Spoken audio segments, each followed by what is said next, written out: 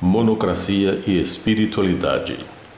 Os maiores mentirosos são ligados geralmente a certas áreas profissionais. No topo da lista estão os políticos, advogados e militares. Os vendedores não foram colocados entre os primeiros lugares porque aqui está sendo levada em conta a crueldade na hora de mentir. A mentira do vendedor está mais no sentido de iludir o seu freguês do que de prejudicá-lo.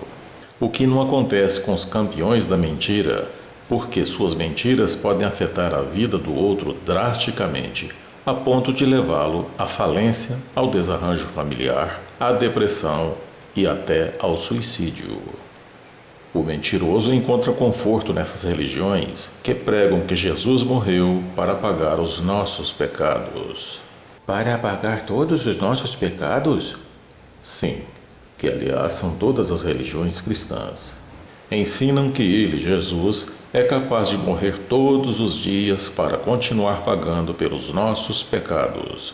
Para esse tipo de fiel, esse Jesus é uma maravilha, porque ele consegue tranquilizar a sua consciência todos os dias para no outro dia crucificá-lo novamente com as suas mentiras feitas deliberadamente e sem nenhum remorso. Afinal, remorso para quê? Se na sua crença a única função de Jesus é a de morrer pelo pecador. Morrer pelo pecador. Como uma pessoa pode acreditar numa coisa dessas? O fato é que enquanto quisermos enganar a nós mesmos, seremos governados e defendidos por enganadores. Deixar de ser hipócrita e assumir um compromisso com a verdade em toda a sua plenitude é um conceito monocrático. Comprometer-se com a verdade é um conceito monocrático. Entendi. Se precisamos das polícias, é porque ainda não sabemos viver sem os bandidos. Se precisamos de políticos, é porque ainda não acordamos para o processo monocrático. Você quer dizer que o processo monocrático elimina os policiais, os bandidos e os políticos? Nos moldes atuais, sim. A blindagem social é que força a mudança de relacionamentos. As 7 primeiras crônicas tratam exclusivamente desse assunto. Jesus não perdoa os nossos pecados. Ele não tem essa função e não foi isso que ele ensinou. Quando tomamos consciência de que erramos, é só comprometermos-nos com a verdade e não errar mais. Isso foi o que ele ensinou. Para cada pecado existe uma penitência.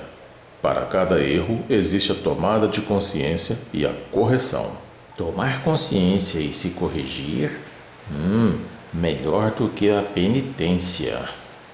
A igreja precisa do pecador para explorá-lo comercialmente. O Cristo desconhece o pecador como fonte comercial. Por isso ele lhe dizia quando o aconselhava: Tu estás curado, vá e não peques mais. Cristo não curava ninguém, a fé é que cura, mas ele não comercializava essa ideia. Ele a transmitia de graça para todos os necessitados. É mesmo, ele dizia: vá cuidar da sua vida e, na medida do possível, ajude a cuidar da dos outros. Então vai ficar tudo bem. Os advogados são almas predadoras. Almas predadoras? Eles precisam de uma sociedade em conflito, porque uma sociedade justa não combina com seus negócios. Não combina com seus negócios. Entendi. O mesmo se pode falar dos políticos e dos policiais. Não interessa a eles uma sociedade pacificada, porque uma sociedade em conflito justifica o trabalho deles. Uma sociedade em conflito justifica o trabalho deles. É tão claro isso que me espanta. Ter um Jesus que morre todos os dias para pagar os nossos pecados é um conceito religioso. É preciso estar atento. Viver como Jesus viveu é para quem busca a iluminação, e no mundo da luz não cabe a mentira. Resta-me uma dúvida. Como ficam os advogados na dinâmica monocrática? Simples.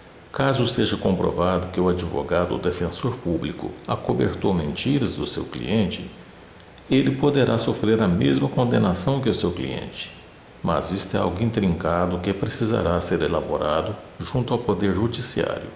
Mas a base é esta. Acaso o indiciado não consiga nenhum advogado ou defensor público para defendê-lo devido às evidências da sua culpa? Como fica? Desde que o indiciado não consiga nenhum advogado ou defensor público para defendê-lo, ele praticamente está assumindo a culpa dos crimes dos quais está sendo acusado. Então restará ao juiz dar sequência ao processo. Isso implica em que os advogados e defensores públicos procurados pelo criminoso e que negaram defendê-lo terão de prestar contas, não é? Acaso o indiciado exija isso? Sim, pois é direito dele. Qual será a atitude do juiz em relação ao réu que foi julgado culpado? Suponha que o réu esteja sendo acusado de estupro, seguido de assassinato e ocultação de cadáver, e que a vítima era uma pessoa blindada. O juiz então vai abrir o documento de blindagem social da vítima e ler para o réu o que ela deixou documentado sobre o que ela gostaria que acontecesse com aquele que lhe fizesse qualquer uma das maldades das quais o réu foi acusado de praticar com ela. É assim? Eu poderia me blindar então, colocando no meu documento de blindagem que um criminoso como esse deverá ser exilado em uma ilha distante da costa e que ele nunca mais venha ter contato com nenhuma pessoa do continente acaso cometa algum desses crimes contra a minha pessoa?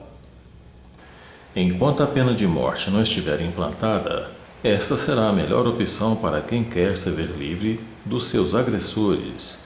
E isso vale também para os praticantes de crimes de colarinho branco. Tô dentro. Se tem uma coisa que eu não gosto é de gente mentirosa. Seja bem-vindo.